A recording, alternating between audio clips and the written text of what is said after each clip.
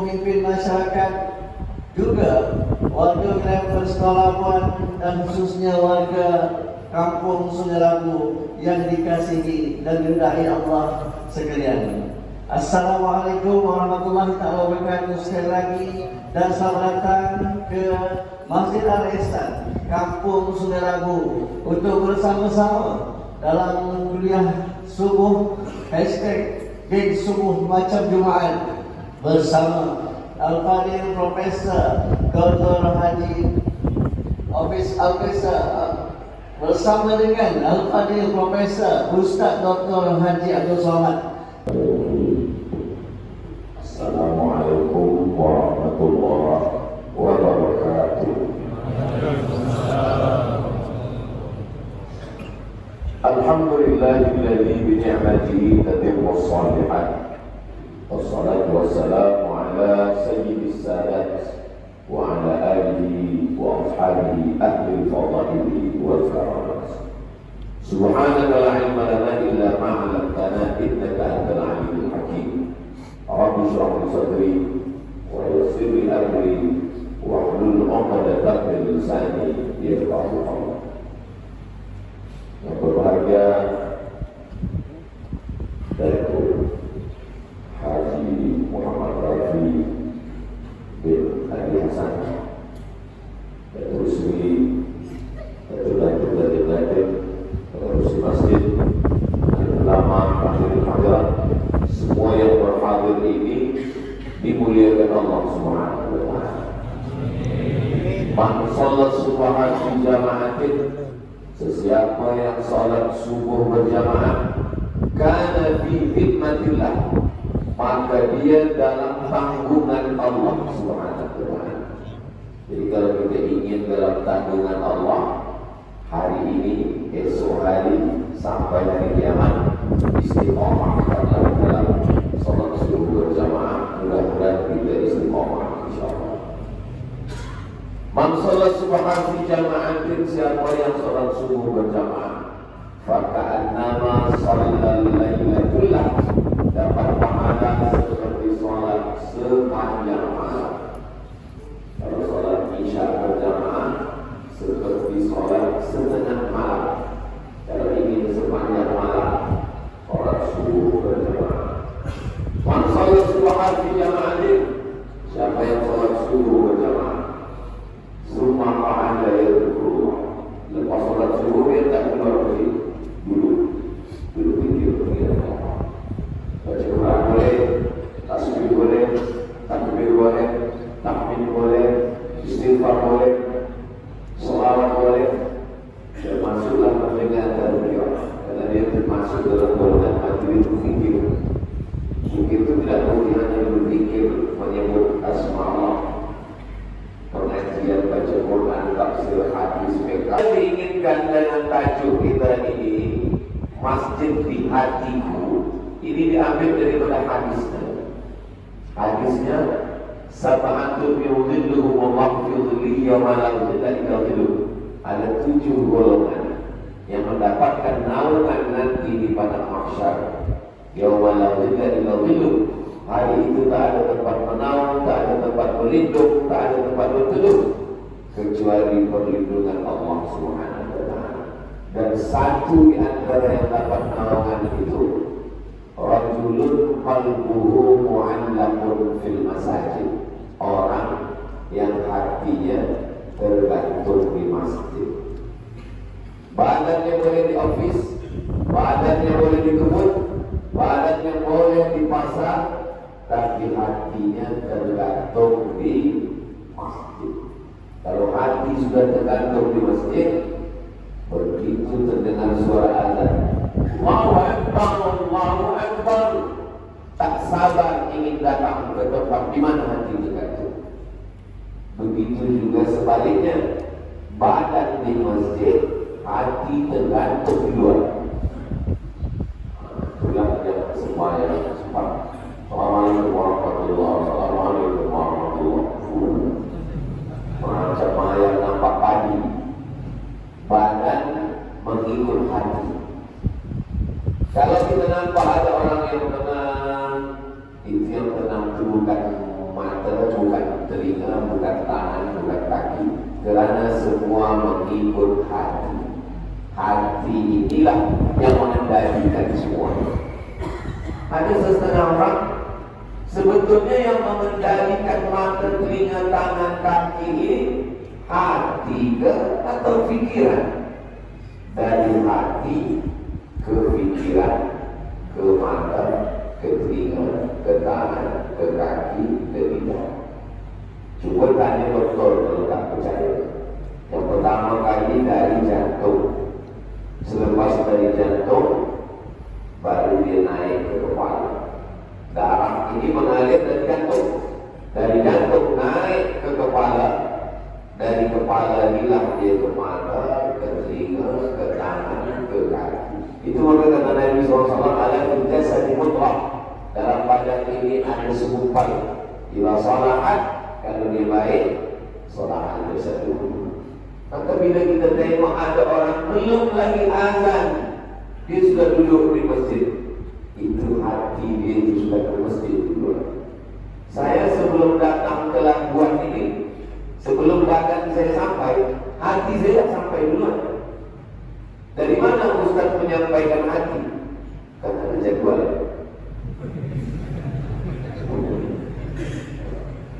Kemana? Nanti hari Rabu, Kamis, Jumat, Sabtu pada Sibugawan, malam Sabtu Kuala Belait, Sabtu pagi nanti akan pergi ke Labuan. Saya cek google.com di mana Labuan. Hati saya dah pergi duluan, dah datang duluan. Jadi sebenarnya jasad kita ini datang belakangan, hati kita sudah duluan. Kalau hati sudah jatuh, maka disebut dengan jatuh hati. Apa kata lelaki? Lautan kan kuseberangi, bukit kan kudaki. Kenapa? Kerana hati duluan. Begitulah dalam Quran itu pun ada hati. Likulli syai'in qalbun. Segala sesuatu ada hati. Wa qalbul Quran, hatinya Quran Yasin, Al-Fatihah, Al-Baqarah, Ali Imran, Al-Nisa, Al-Ma'idah, Al-An'am. Hatinya Al-Quran itu adalah Yasin. Itu maka orang sebelum menghafaz Quran, dia hafaz Yasin dulu. Sebelum orang membaca yang lain, dia baca Yasin. Kenapa? Kalau sudah hatinya dapat, yang lain akan dapat juga. Kenapa Tuhan? Semasa menikah dapat istri, hatinya juga. Oh, tapi saya tidak bisa. Mertua saya duluan. Hatinya juga dapat. Telah dapat yang lain. Maka dalam Islam ini yang paling penting kita jaga di hati. Tadi kata Ustaz jantung. Jadi sekarang hati pula yang betul di mana? Kita pakai dua-dua, jantung hati. Jantung kerana bentuk dia macam jantung pisang.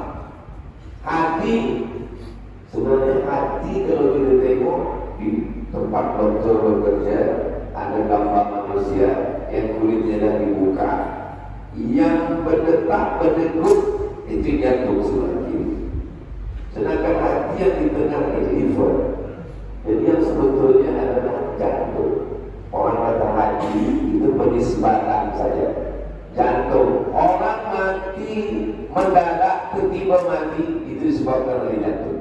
Maka bila kita tanya, mana Tuan Haji dulu yang selalu bersama dengan kita supaya oh dia mohon maaf Ustaz, tapi lupa bagi tahu tiba saja dia kena penyakit. Sakit apa? Sakit jantung. Mana ada orang kita dengan siapa mana mati mendadak kenapa? Kena kurang kena jantung. Begitulah pentingnya jantung dalam kehidupan manusia. Nah, macam mana kita nak memasukkan masjid ini ke dalam hati? Dibiasakan dari mula kecil lagi. Makanya kalau ada orang marah menengok budak-budak kecil ke masjid, budak kecil ke masjid mesti kita biasakan. Biasa ke surau, maghrib ke isya, semua membaca Quran di surau, di masjid. Memang sudah tradisi kita dari dulu. Untuk apa ini? Supaya dia ada kenangan ke masjid dari mula sejak kecil lagi. di awal bulan Februari ini saya akan balik ke kampung almarhumah mak saya. Itulah masjid awal yang saya kenal dalam hidup saya. Di belakangnya ada pintu dua, macam masjid kita, masjid apa namanya? Masjid Ihsan, Al-Ihsan, Sungai Labu, labu manis ke labu air. Masjid Al-Ihsan. Pintu ada dua. Pintu ini kalau ditutup dibuka, kalau pintu ini dibuka maka ada macam itu juga masjid di kampung maksud. Kalau pintunya dibuka ini bersatulah pintu yang kanan dengan pintu yang kiri. Di dalam pintu itulah saya selalu suruh hari Jumat supaya maghrib mereka buka itu dua pintu ini aja saya. Kenangan masa kecil itulah yang ingin kita buatkan. Kerana manusia ini semua ada memori, ada kenangan-kenangan. Itulah yang masuk dalam hati. Di luar masjid ada batang kayu besar yang dibagi lubang. Selepas itu dibagi kulit lembu selesai hari Adha. Dipukul sebelum azan Jumat, sebelum subuh. Tabu namanya di kampung saya. Hanya dibagi sebelum orang datang sholat subuh, kita dah datang. Apalagi maghrib, budak-budak kecil datang masuk ke dalam lubang kayu. Bila datang kawan saya, aku dah dulu. Adakah itu lagi di zaman sekarang? Bila ada, inilah yang sedang kita buat. Sebab apa? Sebab semua budak-budak punya ada masa lampau, masa lalu. Itu masuk ke dalam hati dan fikiran dia dengan membiasakan sholat di dalam masjid. Binaan yang pertama di atas dunia ini adalah masjid. Inna awwala baitin wudi'a lin-nasi lalladzi bi Bakkah mubarakan. Sebelum ada rumah, sebelum ada office, sebelum ada gedung, yang pertama kali adalah masjid. Datanglah semalam bertanya, ya Rasulullah, apa binaan yang pertama? Masjidil Haram. Yang kedua, Masjidil Aqsa. Yang pertama masjid, yang kedua masjid. Kampainya rumah. Antara keduanya ini berapa lama? 40 sana, 40 tahun. Subhanalladzi asra bi'abdihi lailan minal masjidil haram ilal masjidil aqsa. Itulah mengapa setiap kota-kota di Nusantara ini, itu binaan pertamanya di kota itu dapat kita pastikan adalah masjid. Kerana orang dulu bila dia merantau, dia berkumpul, dia membuat masjid. Dan masjid itu diteruskan. Kita tak ada tempat, itulah adil Allah. Man shalla ihnatain sholata rakaat.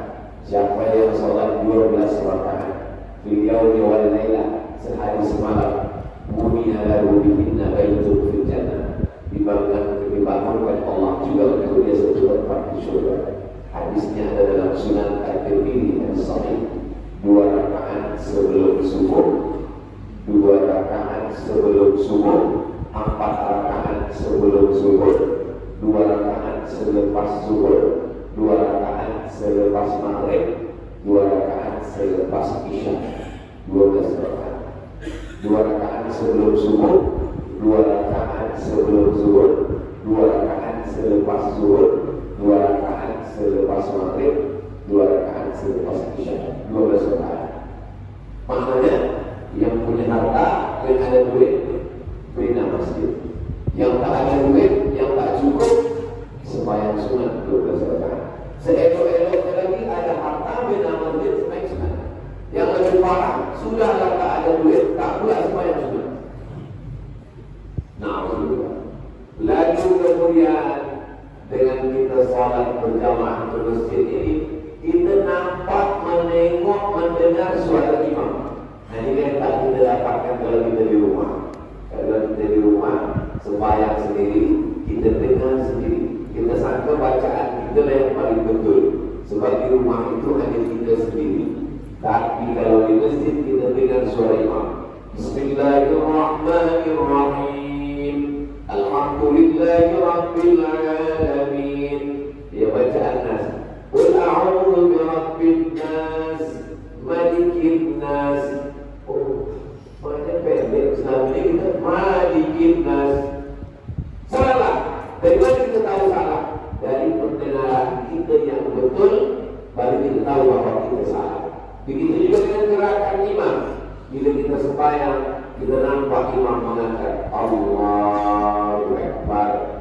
Kita datang ke masjid, imam tahiyat al-masjid, kita tengok macam mana letak kaki, macam mana tasyahud, macam mana dia angkat tangan. Selepas itu kita tengok macam mana dia qabliyah. Ini adalah bukan setakat cakap kata-kata, tapi gerakan. Dengan ke masjid pula kita bersilaturahmi. Assalamualaikum warahmatullahi wabarakatuh. Assalamualaikum warahmatullahi wabarakatuh. Apa hukum bersalaman selepas sholat?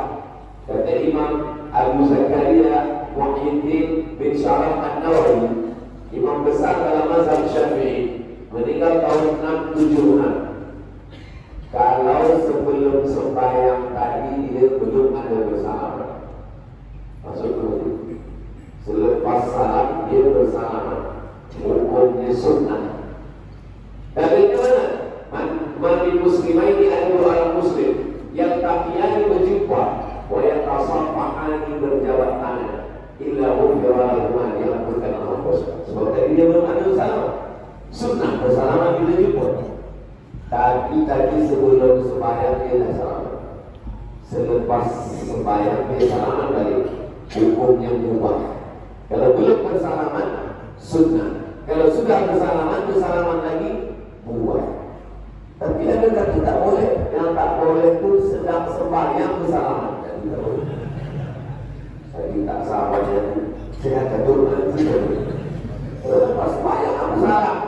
Sembahyang itu adalah aqwalun ucapan, wa af'alun perbuatan. Apa makna ucapan?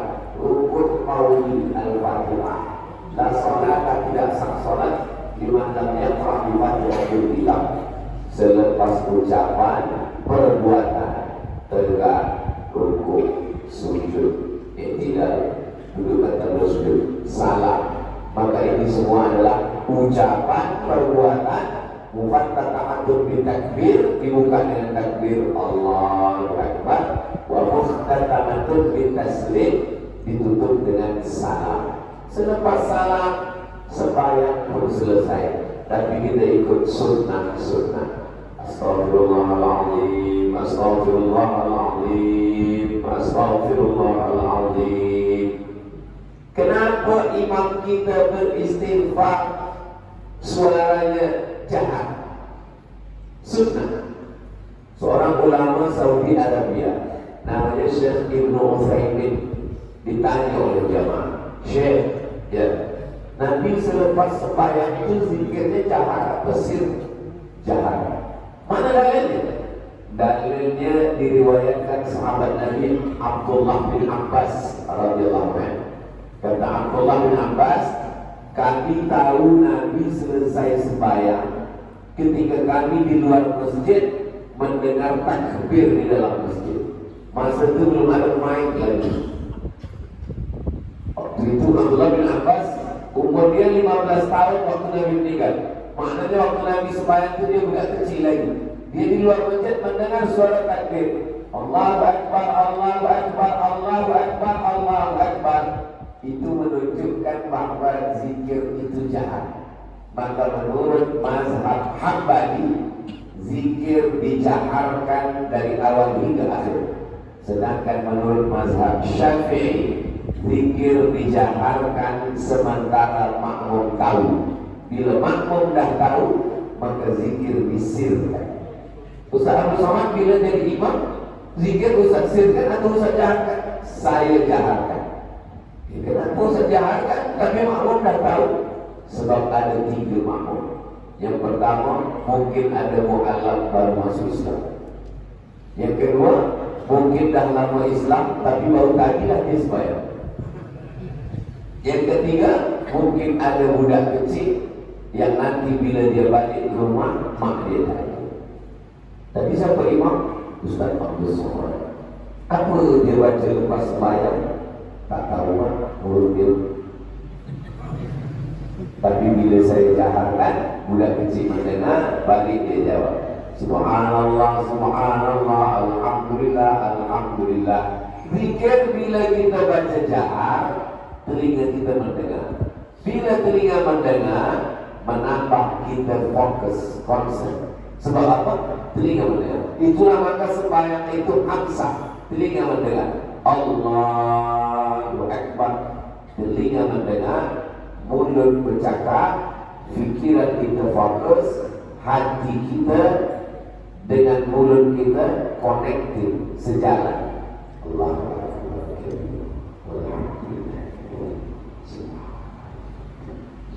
Hamsah, diagak-agak kita yang mendengar.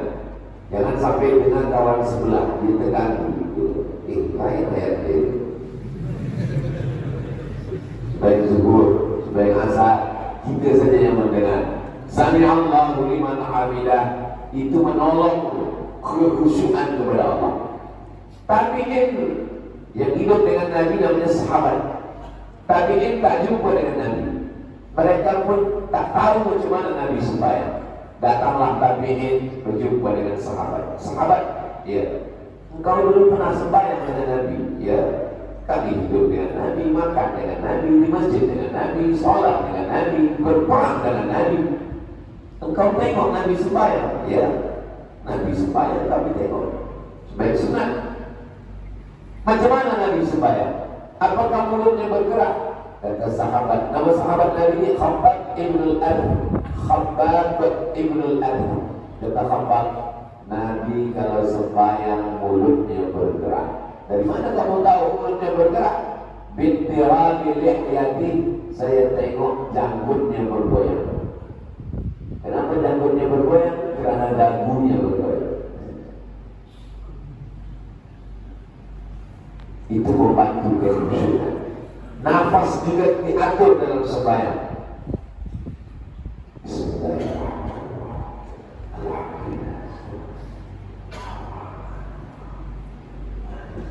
Mengatur nafas itu pun membantu kekhusyukan. Ada orang yang dalam sembahyang tak diatur nafas. Ada. Intika, Fatihah, ayat satu nafas.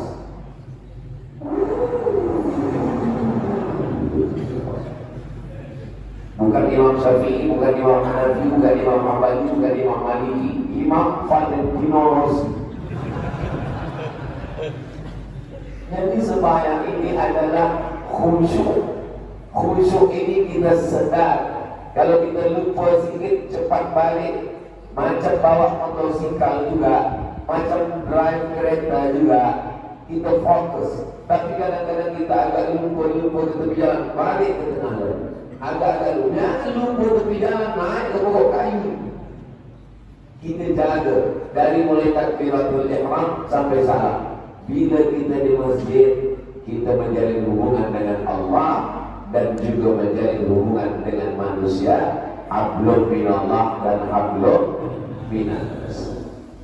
Dulu sahabat Nabi berjumpa 5 kali saja. Subuh jumpa, zuhur jumpa, asar jumpa, maghrib jumpa, isyak jumpa. Sekarang, dulu saya jumpa dengan dia kadang 5 kali Ustaz, kadang 6 kali, kadang 7 kali. Subuh, zuhur, asar, maghrib, isyak, duha, tahajud, witir, tarawih jumpa. Sekarang tak ada jumpa lagi. Dia meninggal, dia masih hidup. Kenapa tak pernah ke masjid lagi? Rezeki dah lapang. Rezeki pun sempit ke masjid. Rezeki dah lapang, lupa ke masjid. Awal-awal ke masjid 5 kali. Lama-lama tinggal sekali selain Jumat. Lama-lama Aidil Fitri itu rumah sebut pula. Macam mana kita nak dihadapan Allah Subhanahu wa ta'ala? Maka tidak ada jalan lain kembali ke masjid. Panggilan azan datang. Kalau panggilan director, panggilan orang yang ada kekuasaan, bukan main lagi manusia takut. Esok kamu datang office pukul 8, pukul 7:30 sudah datang. Padahal yang membagi makan kamu, kata Allah, yang membagi minum kamu, yang membagi hidup kamu, 5. La ilaha illallah wahdahu la syarika lah, lahul mulku wa lahul hamdu yuhyi wa yumiit wa huwa ala kulli syai'in, yang menghidupkan, yang mematikan, lahul mulku, yang ada kerajaan kekuasaan, wa lahul hamdu, yang dipuja-puji, yuhyi, yang menghidupkan, wa yumiit, yang mematikan, wa huwa ala kulli syai'in qadir, dia maha kuasa atas segala sesuatu. Allah. Itulah maka kita ulang tadi, la ilaha illallah wa la syarika lah, lahul mulku wa lahul hamdu yuhyi wa yumiit, menanamkan makna di dalam hati bahwa kita datang menyambut panggilan Allah. Orang yang sombong dengan hartanya, yang sombong dengan kekuasaannya, sampai akhirnya yang tak pernah ke masjid datang juga ke masjid, tapi bukan untuk sholat. Kita tadi alhamdulillah datang ke masjid untuk sholat, luruskan shaf kata imam, kita ikut. Tapi nanti ada orang yang masuk ke masjid selepas sholat. Assalamualaikum warahmatullahi wabarakatuh. Imam pun tegak, tolong jenazahnya bawa masuk ke dalam. Lepas sembahyang baru kita masuk. Selama ini tidak mau berada di belakang imam. Lalu kemudian akhirnya dia diletakkan di hadapan imam. Saat itu penyesalan tak lagi bermakna, air mata darah tak ada guna, sebab kita akan menghadap Allah Subhanahu wa ta'ala. Dengan sholat orang tidak merasa dirinya besar. Yang besar itu hanyalah Allah. Allahu Akbar. Dengan sholat orang tidak merasa masalah hidupnya besar, stres, depression, karena yang besar itu Allah. Besar masalah hidup saya, besar ujian saya, besar penyakit saya, lebih besar tempat saya mengadu. Allahu Akbar kabira, walhamdulillahi katsira, wa subhanallahi bukratan wa asila. Kemana kita menghadap? Wajjahtu wajhiya lilladzi fatara as-samawati wal arda hanifan musliman wa ma ana minal musyrikin. Selepas itu kita serahkan tempat kepada Allah. Inna salati wa nusuki wa mahyaya wa mamati lillahi rabbil alamin. Ada tempat lain meminta, la syarika lahu wa bidzalika umirtu wa ana minal muslimin. Itu iftitah. Kalau kita renungkan maknanya, lapang hati kita. Kenapa kita tak lapang hati supaya? Karena iftitah kita bertaingan, tiba-tiba dah selesai. Allah, macam dapat goreng pisang hangat. Tak sempat kita tak berfikir, padahal beza kita dengan haiwan berfikir. Makanya filosof Greek dulu berkata, ketika aku berpikir, aku ada. Bila kita ada? Ketika berpikir. Kalau kita tak berpikir, berarti kita tak ada. Bila kita ada, yang membezakan kita, maaf, ialah kita ambil ayam, kita belah kepala ayam. Yang putih-putih dalam kepala ayam itu ada juga di luar kepala manusia. Ada berayam. Yang tak ada tak berpikir yang tak ada. Maka di saat kita sembahyang, sesungguhnya kita sedang ada fikiran. Am-ala qulubin aqfaluha, atau hati sudah terkunci, maka ke masjidlah kita kembali. Bagaimana dengan perempuan? Perempuan juga ke masjid, tapi tidak ada kewajiban. Kalau lelaki, mazhab Hambali wajib. Itu maka Saudi Arabia bermazhab Hambali wajib. Kalau dah terdengar azan, semua tempat peniaga tutup. Haji tutup. Kenapa? Sebab dia mazhab Hambali wajib. Kita mazhab Syafi'i. Dalam mazhab Syafi'i fardu kifayah. Itu maka kadang setengah masjid, asal dah ada muazzin, ada imam, awak tak ke masjid, fardu kifayah. Cukup. Mazhab Maliki Sunnah muakkad. Masa memiliki sunnah muakkad, maka kita mesti tanamkan dalam hati, bukan hanya setakat berpegang kepada fiqh, oh dapat kifayah, tapi kita ingin langkah kaki pertama mengangkat darjah, langkah kaki pertama menghapus dosa, yang kedua mengangkat darjah. Sampai ke dalam masjid, masuk pintu, Allahumma ftahli abwaaba rahmatik, bukakan pintu rahmatku ya Allah. Masuk kami tadi, bukakan pintu rahmat ya Allah. Kenapa minta rahmat? Kerana selama di masjid ini dua doa malaikat. Allahumma ighfir lahu, Allahumma arhamhu, Allahumma ighfir lahu, Allahumma arhamhu, Allahumma ighfir lahu, Allahumma arhamhu, Allahumma ighfir lahu, ampunkan dosanya, Allahumma arhamhu, rahmati dia. Sampai bila? Sampai wudunya batal atau dia keluar masjid. Maka kalau wudhu batal, kita wudhu balik. Kalau keluar masjid, macam mana yang di luar masjid? Yang di luar masjid berdapat selama softnya tersambung. Kalau soft putus, ada masjid, ada tempat jual minum kopi. Dari dulu kita berdapat juga. Mana dapat soft putus? Soft tersambung, maka selama dalam masjid. Keluar dari dalam masjid, doanya berbeza.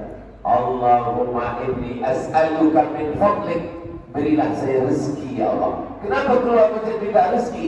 Karena kata Allah, idza qudiyatis shalah, kalau salat sudah diselesaikan, fantashiru fil ardh, bertebaranlah kamu, berkeliaranlah kamu di atas muka bumi, wabtaghu min fadlillah, carilah karunia Allah subhanahu wa ta'ala. Tapi jangan lupa, bila terdengar lagi seruan Allahu Akbar, Allahu Akbar, stop. Allahu Akbar, Allahu Akbar, asyhadu an la ilaha illallah, asyhadu an la ilaha. Siapa yang bercakap ketika azan berkumandang, dikhawatirkan matinya su'ul khatimah. Kata Imam Jalaluddin Abdurrahman As-Suyuti, itu maka bila dengan azan jawab. Tapi tak sedap hati Ustaz, kawan ni kadang bertanya, macam mana program kita esok? Kita jangan cakap ke dia, kita jawab tu azan. Asyhadu anna Muhammadar Rasulullah. Ditanya macam mana? Allahumma shalli ala sayyidina. Asyhadu anna Muhammadar Rasulullah. Kenapa berselawat? Karena mendengar namanya disebut. Orang yang paling bakil, orang paling pelit, dia tidak mau mengucapkan selawat ketika namanya disebut. Itu maka sebelum azan, muazzin membaca ayat, innallaha wa malaikatahu yusholluna 'alan nabi ya ayyuhalladzina amanu sallu 'alaihi wa sallimu taslima. Kenapa dibacakan ayat itu? Supaya orang ingat nanti bila saya baca asyhadu anna Muhammadar Rasulullah, Allahumma shalli ala sayyidina Muhammad wa ala ali sayyidina Muhammad, hayya 'alas shalah, la haula wala quwwata illa billah, hayya 'alal falah, la haula wala quwwata illa billah. Ditutup dengan doa wasilah, Allahumma rabb hadhihi ad-da'wati at-tammati was-salati al-qa'imah ati sayyidina Muhammadan al-wasilata wal-fadilah wasyarafa wa darajata al-'aliyata ar-rafi'ah wa ba'athu Allahumma maqama mahmudan alladhi wa'adta. Siapa yang membaca doa ini, halat lahu syafa'at yaumil qiyamah, maka layaklah dia mendapatkan syafaatku pada hari kiamat. Semoga kita semuanya mendapatkan syafaat dari Muhammad SAW. Qabliyah, jangan sampai tinggal qabliyah. Tapi saya lambat datang Ustaz. Saya datang, saya tengok waktu iqamah tinggal 2 minit lagi. Waktu iqamah 2 minit lagi. Saya tahiyatul masjid atau qabliyah? Qabliyah. Sebab bila tahiyatul masjid tak dapat qabliyah. Tapi kalau qabliyah dapat tahiyatul masjid. Tapi jangan sebab ini dia hari terlambat. Dia hari. Ditanya sama istri, abang tak tahu masjid? Tunggulah 2 minit lagi. Terus Somad insya Allah dapat dua-dua. Ini namanya mazhab berat hati.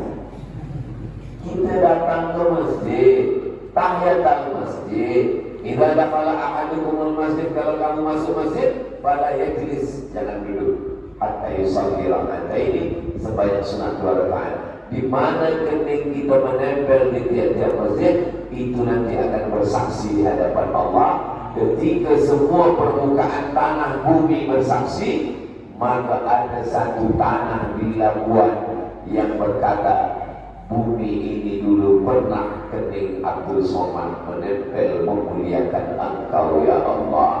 Tempat yang paling mulia atas, tempat yang paling rendah hina bawah. Maka yang paling atas kepala ditempelkan ke tempat paling rendah tanah, dan saat itu ucapannya yang paling tinggi, Subhana Rabbiyal A'la.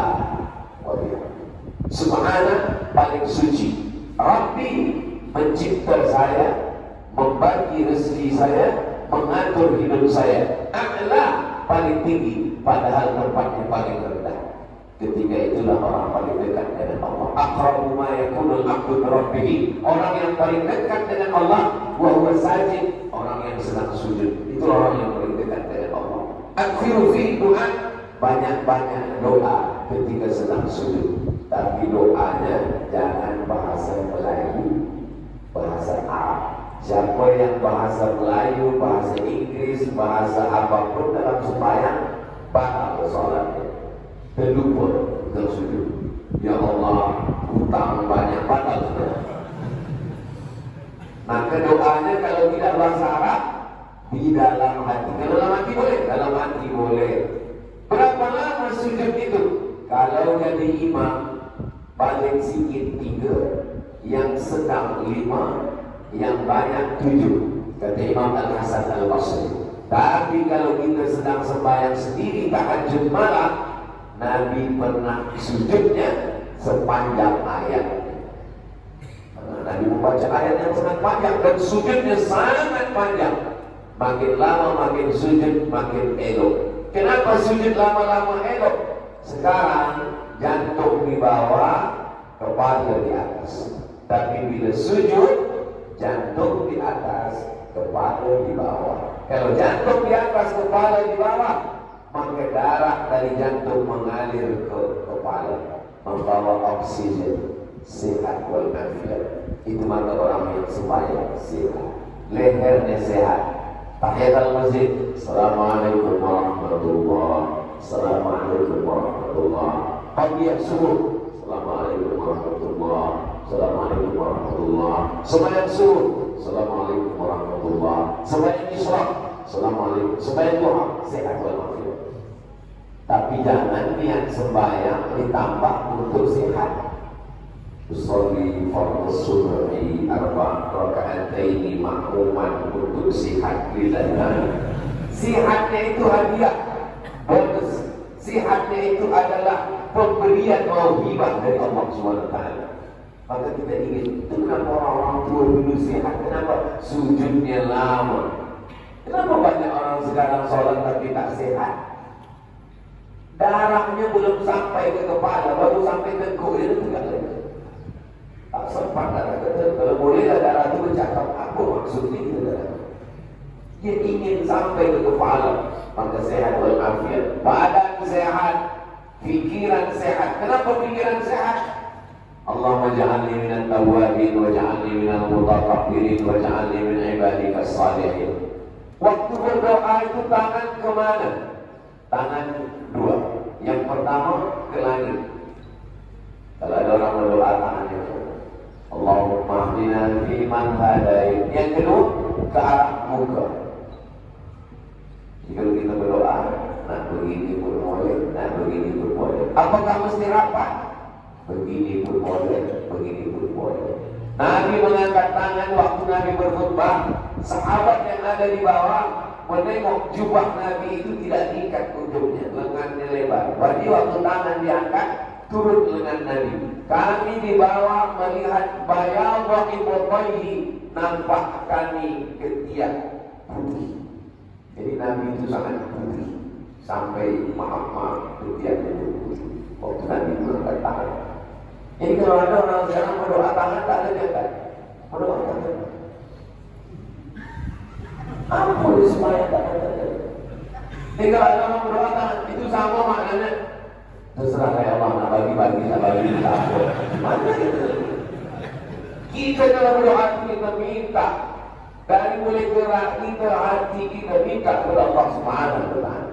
Allahumma hdina fi man hadait wa 'afina fi man 'afait wa tawallana fi man tawallait wa barik lana fi ma a'tait wa qina bi rahmatika syarra ma qadait fa innaka taqdi wa la yuqda 'alaik wa innahu la yudhillu man walayt wa la yu'azzu man 'adait. Mendoakan saudara kita yang ada di Palestina.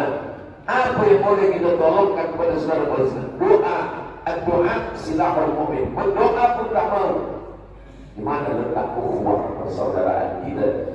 Bersaudara karena Allah. La ilaha illallah Muhammadur Rasulullah sallallahu alaihi wasallam. Kalimat haqqin 'alaiha nahya. Dengan itu kita hidup. Wa 'alaiha namutu. Dengan itu kita mati. Wa biha nub'atsu. Dengan itu kita akan dibangkitkan daripada mahsyar menghadap Allah Subhanahu wa taala. Apa yang Ustaz tengok? Syuruk 634. Untuk apa ada waktu syuruk itu? Supaya kita jangan sampai sholat waktu terlarang. 3. Masa terbit matahari, masa tenggelam matahari, masa tergelincir matahari. Masa terbit matahari, ketika matahari sedang terbit, lalukan dia qaidaran setinggi tombak. Maaf, matahari itu bulan. Ini bumi. Terbitlah matahari. Ketika matahari terbit, datang syaitan menghampiri. Apa? Waktu matahari terbit, datang syaitan menghampiri. Maka waktu terbit matahari ini disebut dengan qarnai syaitan. 2 tanduk setan. Kenapa matahari terbit disebut 2 tanduk setan? Kerana matahari terbit datang setan menghampiri seperti 2 tanduk setan. Setinggi mana? Setinggi tombak. Jadi kalau ini tombak, lakukan hingga setinggi tombak. Setelah diukur menurut ilmu astronomi, setinggi tombak itu 12 menit. Setelah berlalu 12 menit, barulah setan pergi. Masa inilah yang ditunggu-tunggu oleh Abu Jahal, Abu Lahab untuk menyembah Lata, Uzza, Manat, Hubal, Jibti, Tawud, Naha. Banyak tuhan mereka, Ustaz. Kalau kita ada pepatah, lain batang, lain belalang, lain lubuk, lain ikannya. Kalau orang jahiliyah tidak, lain kampung, lain tuhannya. Kampung ini Tuhannya Lata, kampung ini Tuhannya Uzza, kampung ini Tuhannya Manat, kampung ini Tujuh, Hubal, kampung ini Tuhannya Tawud, macam-macam. Ada satu kampung namanya Rifar. Nama kampung ini Rifar. Nama Tuhannya Naham. Datanglah seorang dari kampung Rifar ini membawakan susu kambing kepada Tuhan Naham tadi. Pagi-pagi dia bawa, Tuhan Naham, inilah aku bagi engkau susu kambing pagi ini. Selepas itu dia pun pejam mata, tolonglah kabulkan segala doa. Bila dia buka mata tengok susu sudah habis, diminum anjing. Dia terkejut. Kenapa Tuhan saya ini tak boleh menolong air minumnya sendiri? Kalau air minum dia sendiri pun tak boleh dia tolong, apa lagi menolong air minum saya? Lalu selepas habis, anjing tadi mengangkat kakinya sebelah. Dia kencing pula. Kalau menolong dirinya pun tak boleh, apa lagi menolong saya? Itulah awalnya dia ingkar kepada Tuhan Naham. Dan dia dengar di kota Makkah, Madinah ada Sayyidina Muhammad SAW. Dia datang dan dia bersyahadat, dia masuk Islam dari Rifar tadi. Itulah dia Abu Dzar Al-Ghifari. Abu Zar Al-Ghifari masuk Islam kerana berfikir tentang batu yang air susu naham diminum oleh anjing. Betapa dari anjing pun kita boleh dapat pelajaran. Tapi jangan sebab ini balik dari sini semua beli anjing. Dalam Islam kita mengambil pelajaran tidak hanya di universiti, tidak hanya di kelas. Man salaka tariqan, siapa yang melalui suatu jalan, yang tadi sufi ilman, di jalan itu dia mendapatkan ilmu, sahallahu lahu bihi tariqan ila jannah. Dah terbit matahari baru nampak masjid ini cantik dulu. Tadi gelap. Baru, masya Allah. Bulan, elok masjid di bulan. Sebab ada pakar geologi ilmu bumi, kata dia sebab terjadi tsunami, maka bumi ini bergerak. Lalu kerana bumi ini bergerak, arah kiblat berganti. Maka banyak bila Tuhan pergi nanti ke Surabaya, ke Bandung, ke Jakarta, ada beberapa masjid yang arah sajadahnya membelok. Tapi kalau masjid bulat macam ni, kita tak pusing. Nak belok saja, ada sejadah. Kemana pun arah, maka binaannya sudah elok. Masjid, kalau orang menengok masjid, dia berkata, Masya Allah, tabarakallah. Kenapa? Kerana ada orang yang mengalahkan hawa nafsunya. Al-Qayyis, siapa orang yang smart, yang cerdas Qayyis? Mandana nafsahu, dia tekan hawa nafsunya, wa amila lima ba'dal maut, yang dia pikirkan apa yang akan mengalir selepas kematian. Saya pernah pada satu kawasan datang tazkirah, baru balik lagi, orang belum banyak kenal.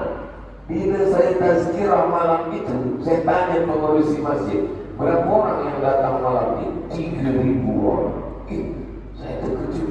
Macam mana boleh orang yang datang 3.000 orang? Dia tak kenal dengan saya. Lepas tazkirah, semua berlari ke hadapan masjid nak bagi sign. Rupanya semua kaki tangan kerajaan wajib sembahyang ke masjid.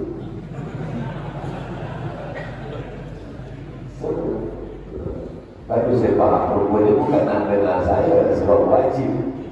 Orang-orang yang ada kekuasaan, dia wajibkan orang sembahyang, dan awal-awalnya orang marah. Tapi kemudian suatu ketika saya bagi tazkirah di tempat masjid lain. Saya tanya, macam mana awak boleh istiqomah sembahyang? Dulu saya ada pengetua, dia wajibkan kami sembahyang. Awal-awalnya kami marah, kami tak suka. Tapi lama-lama kami rasa senang. Berawal dari rasa terpaksa, lama-lama jatuh cinta, lama-lama suka, lama-lama susah untuk meninggalkan. Begitulah proses kita menanamkan cinta sembahyang ke dalam hati kita. Pada akhir sampai akhirnya kita tak tahan mendengar azan, terus saja ke masjid.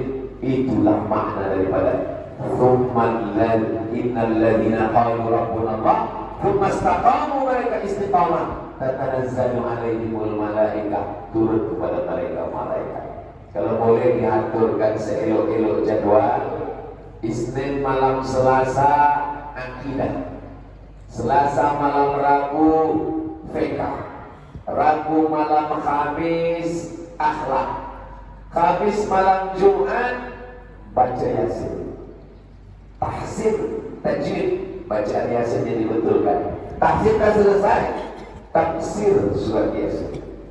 Mengaji di masjid jangan lama-lama, maghrib ke isya cukup. Maghrib kita pukul 18.29, isya pukul 7.42. Sembahyang padiah 1 jam saja mengaji. Anda bertanya, Ustaz menjawab. Akan dijawab selepas solat isya. Yang nak balik, silakan balik. Sebab apa? Streaming youtube.com. Buatkan channel masjid sehingga semua ada rekod. Sama macam tazkirah sekarang ni.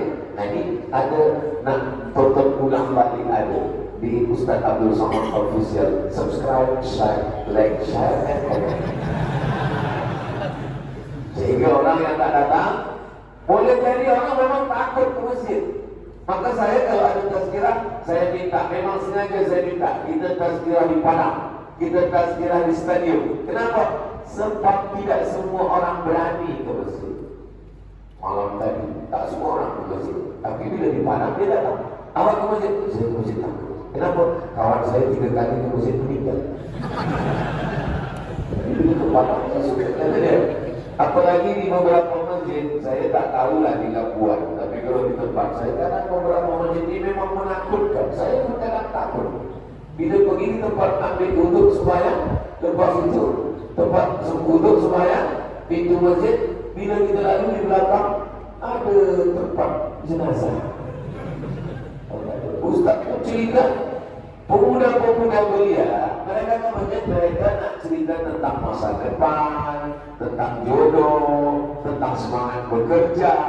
Tapi bila masuk masjid, Ustaz bagi tazkirah. Malam ini kita akan bahaskan tajuk malam pertama di alam barzakh. Membahas tentang alam barzakh baik untuk membangkitkan semangat kita bekerja supaya boleh menjadi amal jariah, supaya kita takut kepada Allah, tapi juga bahaskan bagaimana sabda Nabi, la tabtahunna al-Qastantiniyah. Kamu wahai pemuda belia akan menaklukkan Konstantinopel. Apa maknanya? Kamu akan menundukkan Persia, kamu akan menundukkan Rom, kata Nabi. Kamu akan menundukkan Rom. Itu membagi semangat yang luar biasa kepada pemuda belia kita. Jadi masjid adalah tempat membangun, membina peradaban. Apa universiti yang tertua? Al-Azhar. Masjid. Sebelum Al-Azhar ada yang lebih tua, Zaituna di Tunisia, masjid. Sebelum Zaituna ada yang lebih tua di Maghribi, yaitu Karabil, masjid. Lebih tua daripada Harvard, lebih tua daripada Oxford, lebih tua daripada Sorbonne. Mereka dari Europe dulu belajar. Selepas itu barulah mereka punya pikiran untuk membuat university. Kenapa?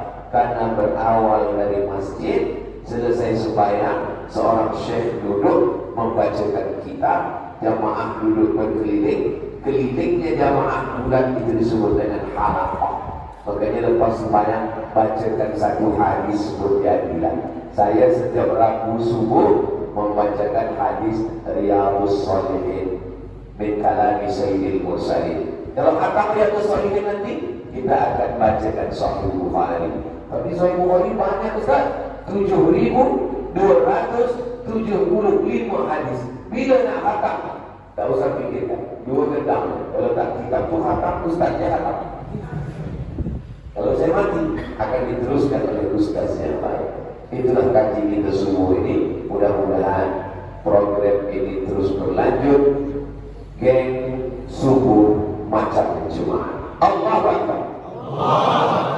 Di akhir majlis mari kita sama berdoa kepada Allah. Mudah-mudahan Allah kuatkan hati kita, Allah berikan kita semangat, Allah berikan kita rasa takut.